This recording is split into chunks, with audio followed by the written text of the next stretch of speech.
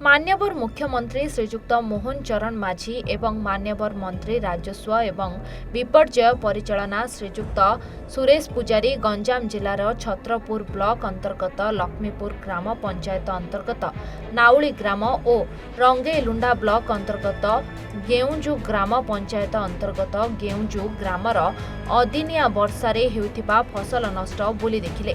जिल्लार क्षतिग्रस्त चाषी को भेटी क्षयक्षति तथा पंचायत ब्लॉक जिला कृषि अधिकारी तहसीलदार स्थानीय आरआई प्रभृति को फसल नष्ट विषय में दरखास्त करने एवं कृषि रक्षक पोर्टाल रे क्षयक्षति पंजीकरण करने चाषी भाई मानक अनुरोध करथिले।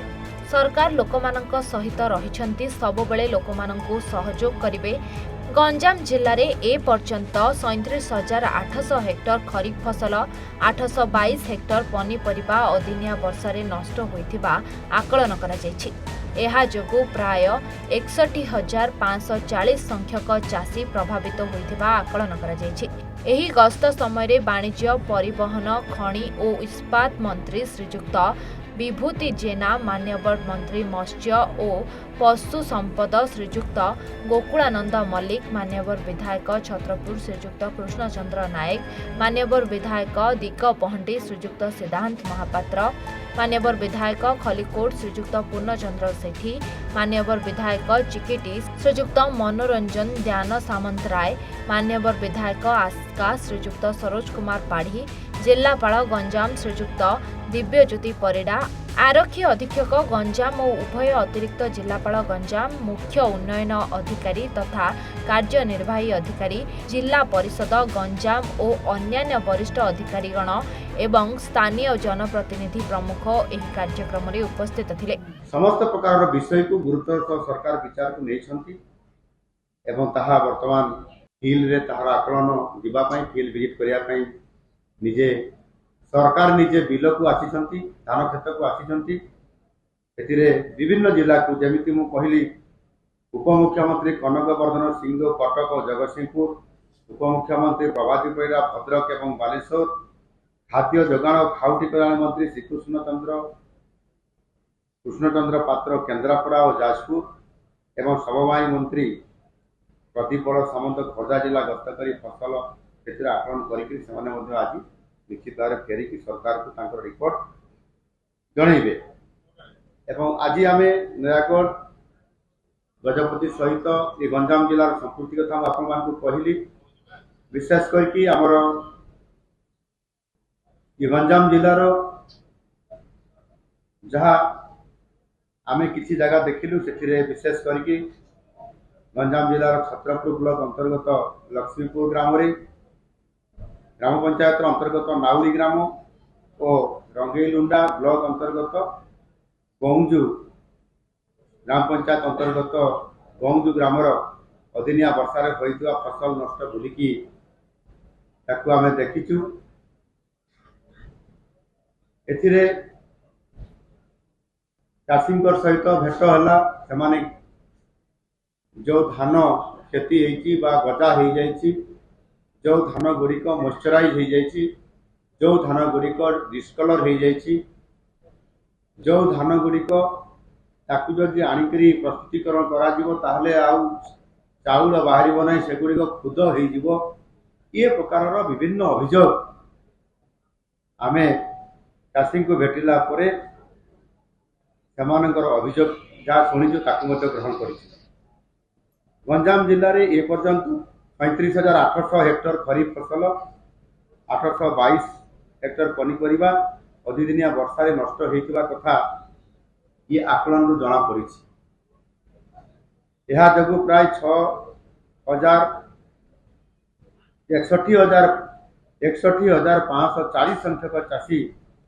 प्रभावित होबार मध्य एथिरे आकलन करा जायछि। तेणु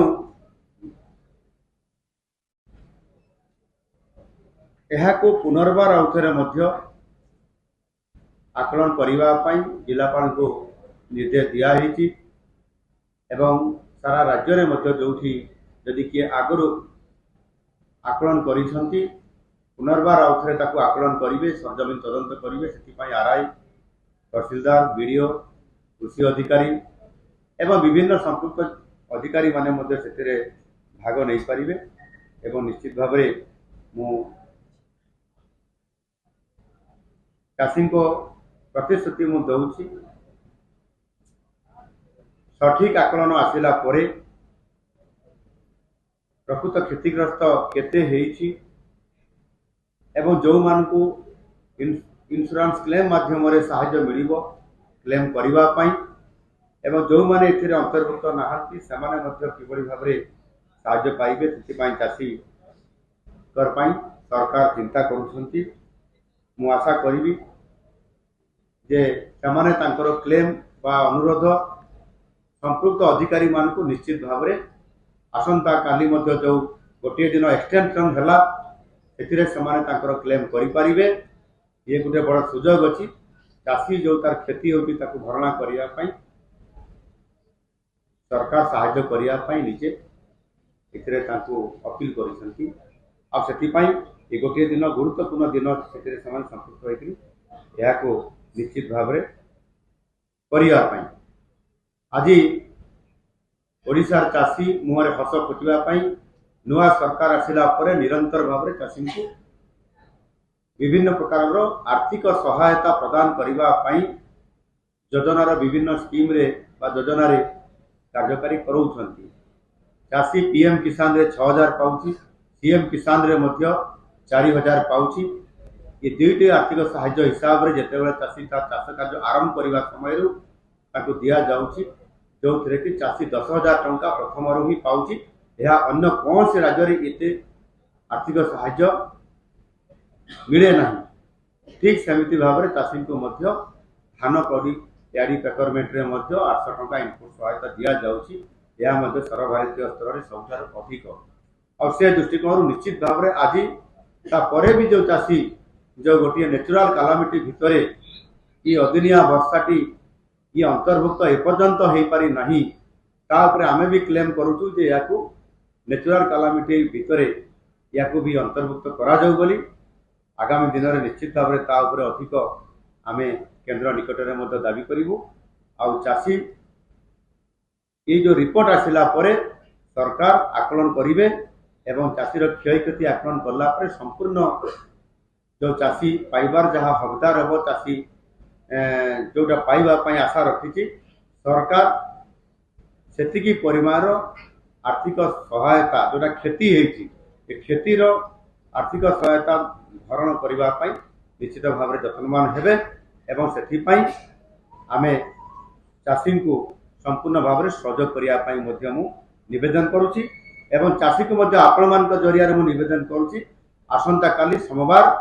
संध्या पर्यंत सामाने तांकर जहाँ क्लेम करने कथा आवेदन करने कथा ता निश्चित भाव में जो कृषि विभाग ब्लॉक तहसील